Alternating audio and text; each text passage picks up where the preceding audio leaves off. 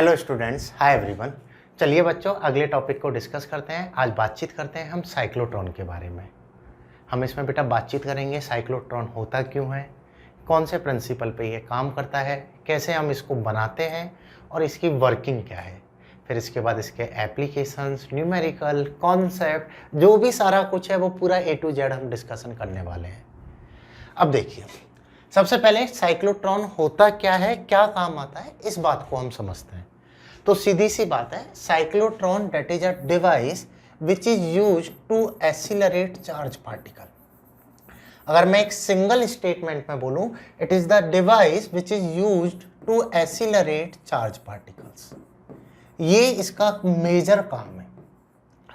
हालांकि हम इन बातों को अलग अलग तरीके से डिस्कस करेंगे, लेकिन अगर आपको कोई साइक्लोट्रॉन को एक ही स्टेटमेंट में डिफाइन करना हो, so cyclotron is an electrical device which is used to accelerate charge particle. ये क्या करता है, चार्ज पार्टिकल जैसे प्रोटॉन हुआ, उसको हाई काइनेटिक एनर्जी प्रोवाइड कर देता है, प्रोटॉन को हाईली एक्सीलरेट कर देता है। और हाईली एक्सीलरेटेड चार्ज पार्टिकल के अलग अलग अपने एप्लीकेशन होते हैं। जैसे अपनी मेडिकल साइंस में है कि कोई भी बॉडी से ट्यूमर हटाना है तो उस पर हाई काइनेटिक एनर्जी प्रोटॉन्स को इंसिडेंट किया जाता है, और उनको हाईली काइनेटिक एनर्जी प्रोवाइड कराने के लिए हम साइक्लोट्रॉन यूज में लेते हैं। ठीक है, ऐसे बेटा हमारे रिसर्च फील्ड में हम साइक्लोट्रॉन यूज में लेते हैं। जैसे टाटा का जो प्लांट है उसमें साइक्लोट्रॉन लगा हुआ है, वहाँ पर कोई भी रिसर्च की जाती है तो वहाँ पर चार्ज पार्टिकल को अगर एक्सीलरेट करना है, चार्ज पार्टिकल एटॉमिक कोई भी रिसर्च है, वहाँ पर हम साइक्लोट्रॉन यूज में लेते हैं। या मैं बातचीत करूँ, इसरो का सेंटर हो गया, ठीक है, या बार्क का सेंटर हो गया, जहाँ भी एटॉमिक रिसर्च हमारी हो रही होती है, वहाँ पर साइक्लोट्रॉन के सेटअप लगाए जाते हैं। जनरली देखिए, साइक्लोट्रॉन जो है वो इंडस्ट्रियल पर्पज के लिए यूज में लिया जाता है।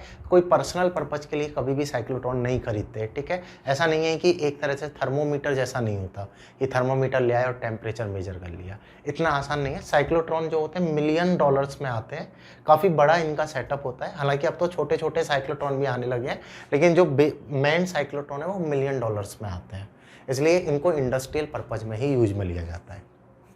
एक काफ़ी फेमस एक्सपेरिमेंट भी है, जर्मनी में एक टनल एक्सपेरिमेंट किया गया था। क्या था टनल एक्सपेरिमेंट, जैसे अगर मैं ब्रीफ में बताऊं, फिर सीधा हम अपने टॉपिक पर ही आएंगे। एक्चुअल में जैसे आपने पढ़ा कि हर बॉडी एटम से मिलकर बनी होती है, और एटम में प्रेजेंट होते हैं प्रोटॉन, न्यूट्रॉन और इलेक्ट्रॉन। तो ये पता लगाना चाहते थे कि ये प्रोटॉन अपने आप में कंप्लीट बना हुआ है या प्रोटॉन भी छोटे छोटे पार्टिकल से मिलकर बना हुआ है। अब इस बात को कैसे पता लगाया जाए, तो पता लगाने के लिए एक्सपेरिमेंट किया गया। जर्मनी में करीब 2700 मीटर डेप्थ में, 27 मीटर डेप्थ थी, या एक पर्टिकुलर डेप्थ में हम नीचे गए, वहाँ पर हमने बड़े लार्ज साइक्लोट्रॉन लगाए। ठीक है, ये एक्सपेरिमेंट अपने सिलेबस में नहीं है, जस्ट फॉर योर नॉलेज बता रहा हूँ, ताकि आप साइक्लोट्रॉन को जब मैं समझाऊँ तो आप समझ पाओ कि हाँ ये काम करता है और ये काम कैसे कर रहा है, तो आप लिंकअप कर पाओगे। तो क्या किया गया, वहां पर हाई स्पीड, वहां बड़े बड़े साइक्लोट्रॉन लगाए गए, जिनका पर्पस था प्रोटॉन को हाई काइनेटिक एनर्जी प्रोवाइड कराएं, और 2 प्रोटॉन को हाई काइनेटिक एनर्जी देके उनको हम कोलाइड कराएंगे। एक इतनी फास्ट कोलिजन होगी जिससे प्रोटॉन अपने छोटे छोटे पार्टिकल में टूट जाएगा। अगर प्रोटॉन के छोटे छोटे पार्टिकल होंगे तो वहां पर वो ब्रेक हो जाएगा। इस चीज को पता लगाना था। डेट मीन्स एटम के बारे में रिसर्च की जा रही थी, और प्रोटॉन प्रोटॉन स्प्लिट होके उन्होंने क्वार्क्स बनाए थे, जो आप केमिस्ट्री में भी पढ़ते हो, फिजिक्स में भी आता है, +2/3 इलेक्ट्रॉन एंड +-1/3 इलेक्ट्रॉन, इनसे मिलके हमारे प्रोटॉन और इलेक्ट्रॉन बनते हैं, जिनको हम क्वार्क्स बोलते हैं। ठीक है, ये वाली रिसर्च हमारी वहाँ पर निकल के आई थी। तो वहाँ पर साइक्लोट्रॉन यूज में लिए गए थे। कहने का मतलब है, इंडस्ट्रियल पर्पज, रिसर्च पर्पज में ही हम इनको यूज में लेते हैं, और क्या करते हैं, चार्ज पार्टिकल को एक्सीलरेट करते हैं। ठीक है, ये पहली बात हो गई। इसमें अगली बात क्या है, अगला देखो बच्चों, पहले समझ लेते हैं साइक्लोट्रॉन क्यों काम में ले रहे हैं। जैसे कोई भी चार्ज है, ठीक है, अगर मैं इसको V पोटेंशियल से एक्सीलरेट करूं, मैंने किसी भी पोटेंशियल डिफरेंस पर इसको लगा दिया, तो इसको एक पोटेंशियल एनर्जी मिलेगी QV, जो इसको काइनेटिक एनर्जी की फॉर्म में मिल जाएगी। डेट मीन्स इसनी काइनेटिक एनर्जी लेके चार्ज पार्टिकल एक्सीलरेट हो जाएगा। तो एकदम सिंपल सा तरीका है, किसी भी बैटरी से, कोई भी पोटेंशियल डिफरेंस से चार्ज को हम काइनेटिक एनर्जी दे सकते हैं और चार्ज पार्टिकल को एक्सीलरेट कर सकते हैं। और ज़्यादा काइनेटिक एनर्जी देनी है, ज़्यादा पोटेंशियल डिफरेंस से कनेक्ट कर दो, ज़्यादा काइनेटिक एनर्जी मिल जाएगी। अलग से एक साइक्लोट्रॉन ही क्यों यूज में लें, जब हमारे पास एक एकदम आसान सा तरीका है कि मैं कोई भी पोटेंशियल डिफरेंस दे दूं, उससे इसको काइनेटिक एनर्जी मिल जाएगी क्यों भी, और ये चलने लग जाएगा, अपना काम हो जाएगा। बात आ रही है समझ में? लेकिन तब भी हम साइक्लोट्रॉन यूज में लेते हैं। इसका कारण है बच्चों कि एक्चुअल में यहाँ से जो हम काइनेटिक एनर्जी दे सकते हैं ना, वो हम एक पर्टिकुलर रेंज तक ही काइनेटिक एनर्जी प्रोवाइड कर सकते हैं। जैसे मैक्सिमम वोल्टेज मैं बोल देता हूँ 1 मेगा वोल्ट पॉसिबल है। अब 1 मेगा वोल्ट भी मैं देता हूँ, अब प्रोटॉन है 10⁻⁻19 कूलम के चार्ज को अगर आप 1 मेगा वोल्ट वोल्टेज भी दे रहे हो तो बहुत ज़्यादा काइनेटिक एनर्जी नहीं इम्पार्ट हो रही है, ठीक है। लेकिन मुझे तो उससे भी ज़्यादा देनी है, इनको हाईली स्पीड अप करना है, तो उस पर्पज़ के लिए हम साइक्लोट्रॉन यूज में लेते हैं। हमारा काम तो छोटा मोटा इनसे ही चल जाता है, इसलिए हम बेटा साइक्लोट्रॉन तक तो जाते नहीं है। साइक्लोट्रॉन बड़े लोगों का काम है, इंडस्ट्री वगैरह का काम है, जिनको रिसर्च करनी है वही खरीदते हैं। तो बस तो हम ये समझ लेते हैं काम क्या आता है। चलिए, तो मैंने बोला कि बेटा इसको ऐसी चार्ज पार्टिकल को ये एसिलरेट करने के काम आता है। Charge particle like proton, alpha, इनको ये एसिलरेट करता है, लेकिन ये कभी भी इलेक्ट्रॉन को एसिलरेट नहीं करता है। और ये क्वेश्चन हमसे पूछा भी गया है कि साइक्लोट्रॉन से इलेक्ट्रॉन को एसिलरेट क्यों नहीं कर सकते। इस क्वेश्चन का आंसर मैं आपको बाद में दूंगा, ठीक है। क्वेश्चन मैंने आपको पहले ही बता दिया है, लेकिन इसका आंसर मैं बाद में दूंगा। चलिए, तो ये हो गया हमारा cyclotron that is used to accelerate charge particle. Now अब बातचीत करते हैं बेटा इसके प्रिंसिपल के बारे में कि इसका प्रिंसिपल क्या होगा। अगर मैं प्रिंसिपल की बातचीत करूं तो बेटा ये वर्क करता है क्रॉस फील्ड कंडीशन पे। क्रॉस फील्ड कंडीशन क्या है?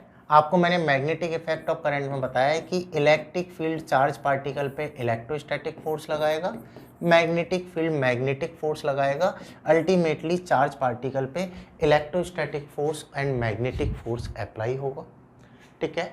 जो मैग्नेटिक फोर्स है ये तो इसको सर्कुलर पाथ में रिवॉल्व कराएगा, जबकि इलेक्ट्रिक फील्ड इसको एसिलरेट करेगा, डेट मीन्स इसको स्पीड प्रोवाइड करेगा। सो दो फील्ड हम यहाँ पर अप्लाई करते हैं, एक मैग्नेटिक फील्ड अप्लाई करते हैं और एक हम इलेक्ट्रिक फील्ड अप्लाई करते हैं। यहाँ से प्रिंसिपल निकल के आता है बेटा, time period of charge particle is independent of speed of charge particle. समझ लो ये वाली बातचीत क्या है। जैसे magnetic effect of current chapter में मैंने आपको बताया था कि अगर कोई भी charge particle perpendicular to the magnetic field move कर रहा है तो अल्टीमेटली ये सर्कुलर पाथ में मूव करता है। और अगर बेटा ये सर्कुलर पाथ में जा रहा है तो मैं बोल दूंगा कि इसका जो टाइम पीरियड आता है वो आता है हमारा 2πm/qb। ये स्पीड इंडिपेंडेंट होता है, मैं स्पीड कितनी भी बढ़ा लूँ इसका सर्किल का जो टाइम पीरियड है वो सेम रहेगा। अगर मैं स्पीड बढ़ाता जाऊँगा तो रेडियस बढ़ती जाएगी, लेकिन टाइम पीरियड में कोई भी चेंज नहीं होगा। बात आ रही है समझ में? ये कॉन्सेप्ट मैंने आपको पढ़ा भी रखा है कि अगर मैं बेटा स्पीड को बढ़ाता हूँ तो इसकी रेडियस बढ़ती चली जाती है, लेकिन टाइम पीरियड में कोई भी चेंज नहीं होता। इस प्रिंसिपल पे हमारा साइक्लोट्रॉन काम करता है कि time period of a charge particle is independent of speed of charge particle, right. चलिए कैसे काम करता है, कैसे बनता है, एक एक पॉइंट हम डिस्कस करते जाएंगे तो हर पॉइंट की अंडरस्टैंडिंग आपकी और बढ़ती हुई चली जाएगी। देखो बच्चों, कंस्ट्रक्शन की अगर मैं बातचीत करूं तो इसको बनाने के लिए सबसे पहले तो हम यूज में लेते हैं स्ट्रॉन्ग फेरोमैग्नेटिक मैग्नेट। जैसे हम गैल्वेनोमीटर में यूज में ले रहे थे ना, ऐसे यहाँ पर हम यूज में लेते हैं। ये हो गया नॉर्थ पोल, ये हो गया साउथ पोल। एक स्ट्रॉन्ग मैग्नेट हम बेटा यहाँ पर यूज में लेते हैं। स्ट्रॉन्ग फेरोमैग्नेटिक मैग्नेट हम यूज में लेते हैं to produce stronger magnetic field. एक नॉर्थ पोल है, एक साउथ पोल है, ऐसे हमारी ये स्ट्रॉन्ग मैग्नेटिक फील्ड बनाएगा। अब होता क्या है, इनके बीच में बेटा दो मेटल कंडक्टर के डीज हम रख देते हैं। दो डी ज्योमेट्री के हम मेटल कंडक्टर रख देते हैं और इनके बीच में एक गैप भी होता है। ऐसा नहीं है कि ये दोनों चिपके हुए रहते हैं, इनके बीच में एक गैप होता है। जैसे इस डी को मैं बोल देता हूँ D1, इसको मैं बोल देता हूँ D2, दीज आर कॉल्ड डीज, ठीक है। और ये क्या है, मेटालिक कंडक्टर है,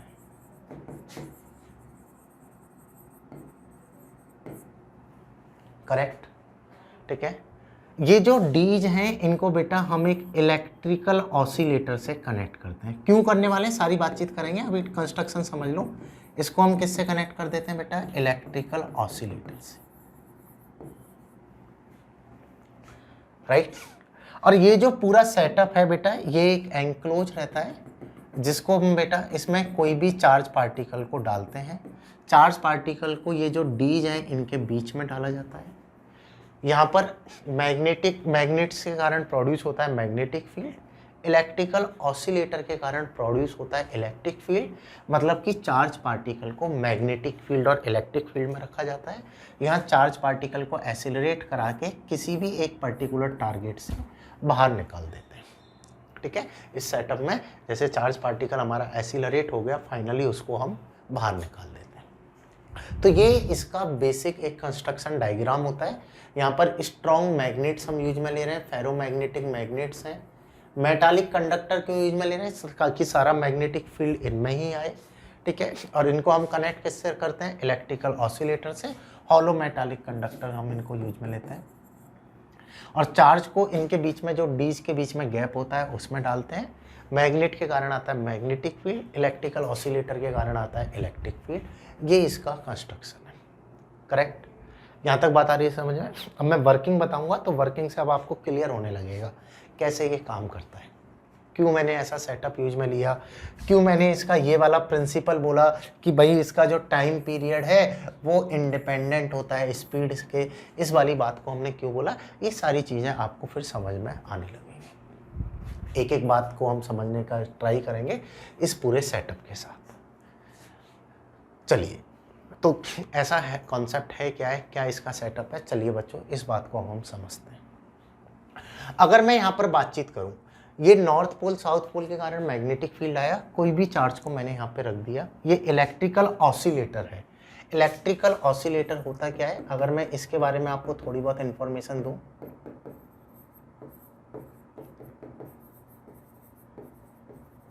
इलेक्ट्रिकल ऑसिलेटर का मतलब है जिसका वोल्टेज कंटिन्यूसली वेरी करता है, ठीक है। इलेक्ट्रिकल ऑसिलेटर का मतलब क्या है, जिसका voltage with respect to time continuously कम और ज़्यादा होता है, इसको हम बोलते हैं इलेक्ट्रिकल ऑसिलेटर, ठीक है। एक टाइम पे ये पॉजिटिव नेगेटिव ऐसे वेरी करता है। मतलब कि डायरेक्शन ऑफ इलेक्ट्रिक फील्ड लगातार चेंज होने वाली है। यहाँ पर ये पॉजिटिव है तो इलेक्ट्रिक फील्ड इधर की साइड है, नेगेटिव है तो फिर इधर की साइड हो गया, फिर इधर की side. Direction of electric field लगातार चेंज हो रही है, क्लियर। अब देखिए, अब बातचीत करते हैं बेटा इसकी वर्किंग की, कि कैसे ये वर्क करता है। वर्किंग को समझने का ट्राई करते हैं।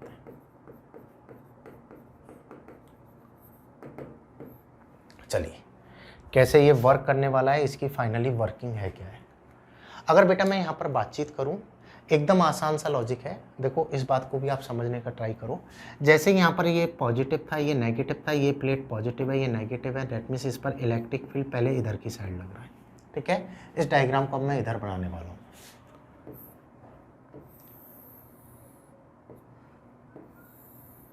ये हमारे क्या हो गए, डीज हो गए, राइट। ये इलेक्ट्रिकल ऑसिलेटर था। पहले ये वाला टर्मिनल पॉजिटिव नेगेटिव, ये पॉजिटिव नेगेटिव, तो इलेक्ट्रिक फील्ड इधर लग रहा है। इलेक्ट्रिक फील्ड इधर लग रहा है तो ये चार्ज पार्टिकल पे इधर फोर्स लगाएगा और चार्ज पार्टिकल एक वेलोसिटी गेन कर लेगा। वेलोसिटी गेन करने के कारण ये आगे की तरफ जाएगा, राइट। ऊपर है नॉर्थ पोल बेटा, नीचे है साउथ पोल, तो नॉर्थ टू साउथ यहाँ पे क्या लग रहा है, मैग्नेटिक फील्ड। मैग्नेटिक फील्ड है नीचे की तरफ, इसकी वेलोसिटी इधर है। अल्टीमेटली इस पे अंदर की तरफ मैग्नेटिक फोर्स लगेगा जो इसको सर्कुलर पाथ में रिवॉल्व कराएगा। तो इसको क्या करेगा, सर्कुलर पाथ में रिवॉल्व कराएगा। अल्टीमेटली इलेक्ट्रिक फील्ड के कारण ये स्पीड अप होगा और मैग्नेटिक फील्ड के कारण ये सर्कुलर पाथ में टर्न लेगा। सीधी सी बात है, आपने पढ़ रखा है बेटा लॉरेंज फोर्स। लॉरेंज फोर्स में मैंने आपको पढ़ाया था, एक तो होगा हमारा मैग्नेटिक फोर्स, एक होगा बेटा electrostatic force.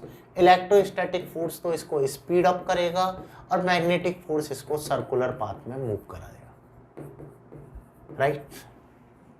That means electric field के कारण तो इसको स्पीड मिली, मैग्नेटिक फील्ड के कारण ये सर्कुलर पाथ पे घूमा और एक टाइम पे घूम के ये यहाँ पे आ गया, ठीक है। इधर से इलेक्ट्रिकल ऑसिलेटर जो है इसकी फ्रीक्वेंसी लगातार चेंज हो रही है। तो बेटा अगली स्टेज की अगर मैं बातचीत करूं, अब ये हमारा चार्ज पार्टिकल घूम के इधर आ गया है। अब चार्ज पार्टिकल किधर जा रहा है, इधर जा रहा है। ये इलेक्ट्रिकल ऑसिलेटर है, इसकी भी फ्रीक्वेंसी अब चेंज हो जाती है, पॉजिटिव हो गई है नेगेटिव। दैट मीन्स अब इलेक्ट्रिक फील्ड इधर लग रहा है। अगर इलेक्ट्रिक फील्ड इधर लग रहा है तो फर्दर ये वेलोसिटी की डायरेक्शन में है, दैट मीन्स इसको फर्दर सपोर्ट करेगा। अगर सपोर्ट करेगा तो बेटा इसकी स्पीड बढ़ती जाएगी, मैग्नेटिक फील्ड के कारण ये सर्कुलर पाथ में रोटेट होगा। आई बात समझ में? यहाँ पर इलेक्ट्रिकल ऑसिलेटर ही यूज पे क्यों लिया, देखो अब बात है समझने की ट्राई करना। अगर मैं डीसी बैटरी यूज में लेता तो इसमें इलेक्ट्रिक फील्ड की डायरेक्शन एक ही रहती। अगर एक ही इलेक्ट्रिक फील्ड की डायरेक्शन रहती तो ये इधर जाता जब तो स्पीड अप होता, लेकिन इधर आ रहा होता तो इलेक्ट्रिक फील्ड के अपोजिट ये आ रहा होता। और अगर ये इलेक्ट्रिक फील्ड के अपोजिट जा रहा है तो इलेक्ट्रिक फील्ड इसको रोकने का ट्राई करेगा, डेट मीन्स की स्पीड को कम करेगा। तो डीसी बैटरी से क्या होता, एक बार स्पीड अप होता, एक बार स्पीड डाउन होता, फिर स्पीड अप होता, फिर स्पीड डाउन होता, मतलब अपना पर्पस तो यहाँ पर पूरा हो ही नहीं पाता, राइट। इसलिए हम बेटा यहाँ पर डीसी बैटरी यूज में ना लेके इलेक्ट्रिकल ऑसिलेटर यूज में लेते हैं, जो अपने इलेक्ट्रिक फील्ड की डायरेक्शन को लगातार बदलता रहता है। एक बार ये इधर जा रहा है तो इलेक्ट्रिक फील्ड इधर, इधर आ रहा है तो इलेक्ट्रिक फील्ड इधर। और देखिए यहाँ पर इलेक्ट्रिक फील्ड की जो फ्रीक्वेंसी है वो सेम फ्रीक्वेंसी चार्ज पार्टिकल की रखते हैं। इस तरह का ऑसिलेटर की फ्रीक्वेंसी हम यूज में लेते हैं कि चार्ज की फ्रीक्वेंसी और इसकी फ्रीक्वेंसी मैच हो जाए, क्योंकि अभी मैंने आपको पढ़ाया था कि इसका टाइम पीरियड स्पीड के इंडिपेंडेंट है। कितनी भी स्पीड बढ़ा लूँ टाइम पीरियड में कोई चेंज नहीं होगा, मतलब कि फ्रीक्वेंसी में तो कोई चेंज नहीं होगा।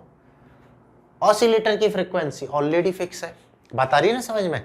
ऑसिलेटर की फ्रीक्वेंसी तो पहले से फिक्स है, इसकी फ्रीक्वेंसी में अपना कोई भी चेंज यहां पर नहीं हो रहा है, करेक्ट। और अगर बेटा फ्रीक्वेंसी में कोई भी टाइप का चेंज अपना नहीं हो रहा है, डेट मीन मैं बोल दूंगा एग्जैक्टली सेम फ्रीक्वेंसी अगर मैं यूज में ले रहा हूं तो जब चार्ज इधर जा रहा है तो इलेक्ट्रिक फील्ड सपोर्ट करेगा, चार्ज इधर आ रहा है तब भी इलेक्ट्रिक फील्ड सपोर्ट करेगा, मतलब हमेशा ये स्पीड अप होता रहेगा, करेक्ट। आई ना बात समझ में कि फ्रीक्वेंसी फिक्स है, इलेक्ट्रिक फील्ड की भी फिक्स है, चार्ज की भी फिक्स है और एकदम मैच कराई हुई है। तो चार्ज राइट में जाएगा तो इलेक्ट्रिक फील्ड राइट में, चार्ज लेफ्ट में जाएगा तो इलेक्ट्रिक फील्ड लेफ्ट में। हमेशा इलेक्ट्रिक फील्ड इसको सपोर्ट कर रहा है तो हमेशा इसकी स्पीड बढ़ती रहेगी। और बेटा अगर स्पीड बढ़ती रहेगी तो सीधी सी बात है, स्पीड बढ़ाओगे मैग्नेटिक फील्ड में तो इसकी रेडियस भी बढ़ती रहेगी। फिर ये मूव करके वापस से किधर आ गया, अब इधर आ गया। अब ये मूव करके कहाँ पे आ गया, यहाँ पे। अब इलेक्ट्रिक फील्ड ने सपोर्ट किया, अब इसकी फिर स्पीड बढ़ गई, फिर इधर चला गया। अब मूव करके इधर आ गया, फिर सपोर्ट किया, फिर ये इधर आ गया। इस टाइप से मूवमेंट होता रहेगा। क्लियर है ये चीज? दैट मीन्स अगर मैं इसकी ओवरऑल ट्रेजेक्ट्री बनाऊं, अगर मैं इसकी ओवरऑल ट्रेजेक्ट्री बनाता हूं, ये चीज आ रही है ना आपको समझ में। तो ओवरऑल क्या होने वाला है, ये हमारा बेटा डी है, ये हमारा डीज है, ये इलेक्ट्रिकल ऑसिलेटर है, यहां पर ये मैग्नेट है, ठीक है। चार्ज क्या हुआ बेटा हमारा, स्पीड अप होना स्टार्ट हुआ। चार्ज क्या हुआ अपना, स्पीड अप होना स्टार्ट हुआ, साथ के साथ ये मैग्नेटिक सर्कुलर पाथ में भी रोटेट होना स्टार्ट हुआ। स्पीड बढ़ती जा रही है तो इसकी रेडियस भी बढ़ती जा रही है और ये सर्कुलर पाथ में रोटेट होता जा रहा है। हर बार इसकी स्पीड बढ़ती जा रही है तो ओवरऑल ये ऐसे स्पाइरल पाथ में घूमता रहेगा। ओवरऑल ये इस टाइप के स्पाइरल पाथ में घूमता रहेगा और इसकी स्पीड बढ़ती रहेगी। जब सूटेबल स्पीड मिल जाएगी तब इसको हम बेटा लॉन्च करा देते हैं। जब हम इसको क्या करते हैं, लॉन्च करा देते हैं, ठीक है। इस तरीके से इसको हाई काइनेटिक एनर्जी मिल जाती है। कितनी ज़्यादा हाई काइनेटिक एनर्जी मिली, जैसे इसका वोल्टेज V है, तो बेटा अगर मैं बोलूं energy imparted in 1/2 cycle, energy imparted in 1/2 cycle, एक हाफ साइकिल में इसको कितनी एनर्जी मिली, डेट इज इक्वल टू होगा अपना QB, that is equal to अपना क्या होगा, चार्ज इनटू ऑफ पोटेंशियल। ठीक है, इतनी इसको एनर्जी मिलने वाली है एक हाफ साइकिल में। सही बात है, क्योंकि एक हाफ साइकिल के लिए ये ऑसिलेट, एक हाफ साइकिल के लिए स्पीड अप हुआ, फिर अगली हाफ साइकिल में ये स्पीड अप हुआ। तो अगर मैं लिखता हूं बेटा energy imparted in full cycle which is equal to क्या होगा, 2QB। एक कंप्लीट सर्किल में कितनी मिली, 2QB। लेकिन ऐसे तो ये काफी सारे चक्कर फॉलो कर रहा है, तो ओवरऑल अगर मैं बोलूं एनर्जी इम्पार्टेड इन n साइकिल्स, अगर इसने n चक्कर फॉलो किए तो डेट इज इक्वल टू क्या होगा, 2nQB। एक बार बैटरी से ओनली QB ही मिल रही थी, लेकिन साइक्लोट्रॉन से मल्टीपल टाइम्स मिलने लग गई उसके, 2n टाइम्स। अगर 1000 चक्कर लगाए तो 2000 टाइम्स मिल गई, मतलब 10⁶ वोल्टेज था, 1000 चक्कर लगवाए तो इतनी काइनेटिक एनर्जी और मिल गई। साइक्लोट्रॉन ने क्या किया, 2000 के फैक्टर से काइनेटिक एनर्जी को बढ़ा दिया। आई बात समझ में नहीं आई? ये है हमारा साइक्लोट्रॉन। ठीक है, साइक्लोट्रॉन क्या है, साइक्लोट्रॉन कैसे बनता है, बहुत सारे कंफ्यूजन रहते हैं। अरे यार एकदम आसान है, बस बात को समझो, क्या काम आता है, कैसे काम करता है, क्या क्या चीज़ें यूज में लेते हैं, क्यों यूज में लेते हैं। अगर ये सारी बातें आप अच्छे से समझ लो ना, साइक्लोट्रॉन को कभी भी नहीं बोलोगे, एक ही बार में आपके दिमाग में अच्छे से फिट हो जाएगा। क्लियर? चलिए, तो इस बात को एक बार वापस से जल्दी से हम समराइज करने वाले हैं। जो भी लिखना चाहता है वो इनको लिख ले, अपने कॉन्सेप्ट को नोट डाउन कर ले, एक एक पॉइंट को बच्चों फिर हम समराइज करेंगे, क्या क्या इसकी कहानी है, क्या क्या इसमें हमारा कॉन्सेप्ट है, उस एक एक पॉइंट को हम यहाँ पर चेक करने वाले हैं।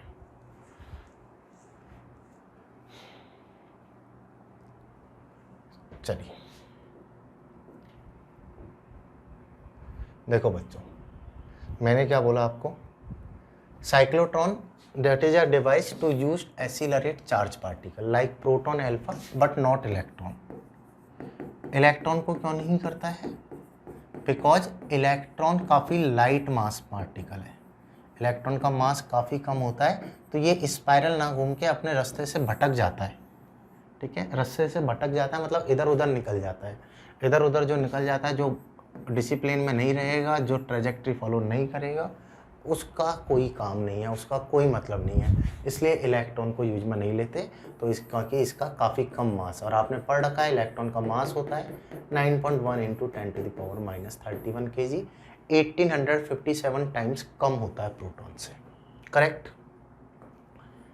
मैंने बताया था कि बेटा इसका प्रिंसिपल क्या है कि इसका टाइम पीरियड जो है वो स्पीड पर डिपेंड नहीं करता, कितनी भी स्पीड बढ़ा लो ये तो उतने ही टाइम में अपना सर्किल फॉलो करेगा, क्योंकि स्पीड बढ़ाने पर इसकी रेडियस बढ़ती हुई चले जाती है, ओवरऑल टाइम पीरियड या फ्रीक्वेंसी तो इसका सेम ही रहता है, उसमें कोई भी इफेक्ट नहीं पड़ता है। ये इसका प्रिंसिपल था। ठीक है, अगली बात क्या बताई थी कि यहां पर बेटा इलेक्ट्रिक फील्ड भी होता है और यहां मैग्नेटिक फील्ड भी होता है। इलेक्ट्रिक फील्ड इसको स्पीड अप करता है, जबकि मैग्नेटिक फील्ड इसको सर्कुलर पाथ में मूव कराता है। और ऐसा क्यों होता है, ये हमने इलेक्ट्रोस्टैटिक्स में पढ़ा है, ये हमने मैग्नेटिक इफेक्ट ऑफ करंट में पढ़ा है। क्लियर? अगला फिर मैंने बताया कंस्ट्रक्शन, दो मैग्नेट यूज में लिए to produce stronger magnetic field, metal डीज यूज में लिए, मेटल डीज क्यों लिए, ताकि करंट फ्लो हो सके और मैग्नेटिक फील्ड स्ट्रांग हो सके। ठीक है, इलेक्ट्रिकल ऑसिलेटर क्यों यूज में लिया, डीसी बैटरी क्यों यूज में नहीं ली गई, ताकि हर टाइम इसको स्पीड अप किया जा सके, इसको डीएसिलरेट ना किया जाए, स्पीड अप ही किया जाए, सो इलेक्ट्रिकल ऑसिलेटर यूज में लिया गया। ध्यान देने वाली बात क्या है कि इलेक्ट्रिकल ऑसिलेटर की फ्रीक्वेंसी और चार्ज की फ्रीक्वेंसी एकदम सेम ली गई, ताकि परफेक्ट मैचिंग इनमें रहे और ऑल टाइम ये स्पीड अप ही रहे। करेक्ट? फिर वर्किंग आती है, तो वर्किंग में मैंने क्या बताया पहले इलेक्ट्रिक फील्ड स्पीड अप करेगा, मैग्नेटिक फील्ड रोटेट करेगा, ओवरऑल ये चार्ज पार्टिकल हमारा स्पाइरल पाथ में मूव करना चालू कर देगा। और जब इसको सफिशिएंट अमाउंट ऑफ एनर्जी मिल जाती है तो इसको बच्चों हम लॉन्च करा देते हैं, इसको हम बाहर भेज देते हैं। जो भी हमें रिसर्च के लिए यूज में लेना है, जो भी हमें मेडिकल पर्पज में यूज में लेना है, वहां पर हम इसे निकाल देते हैं। ठीक है, कितनी एनर्जी इसको मिलती है तो मैंने बताया कि एक हाफ साइकिल में एक बार ये स्पीड अप होता है तो एक हाफ साइकिल में इसको एनर्जी मिलेगी QB, एक फुल साइकिल में बेटा इसको एनर्जी मिलेगी 2QB। इस तरीके से मैं बोल दूंगा बेटा n साइकिल्स में इसको एनर्जी मिलती है 2nQB। तो काफी ज्यादा एनर्जी इसको जनरल वोल्ट मीटर से या जनरल पोटेंशियल गन से मिलती है, multiple times 2n multiple times energy यहां पर मिल जाती है। एप्लीकेशन की बात मैं बता ही चुका हूँ, रिसर्च में यूज में लेते हैं, मेडिकल में यूज में लेते हैं। ठीक है, इंडस्ट्रियल पर्पज के लिए हम इसको यूज में लिया करते हैं। ठीक है, बाकी ईयर किसने इन्वेंट किया, कब इन्वेंट किया, ये हमारे फिजिक्स का पार्ट नहीं होता। पूरा नॉलेज आप NCERT का ब्लू बॉक्स पढ़ सकते हो। 1934 में आई थिंक इसको इन्वेंट किया गया था, लॉरेंस ने इनको इन्वेंट किया था। ठीक है, वो आप पढ़ना चाहो तो पढ़ सकते हो। अगली बातचीत करते हैं, कैसे कैसे यहाँ पर मैथमेटिकल कॉन्सेप्ट आ जाते हैं। सबसे पहला तो बच्चा वही रेडियस ऑफ सर्कुलर पाथ।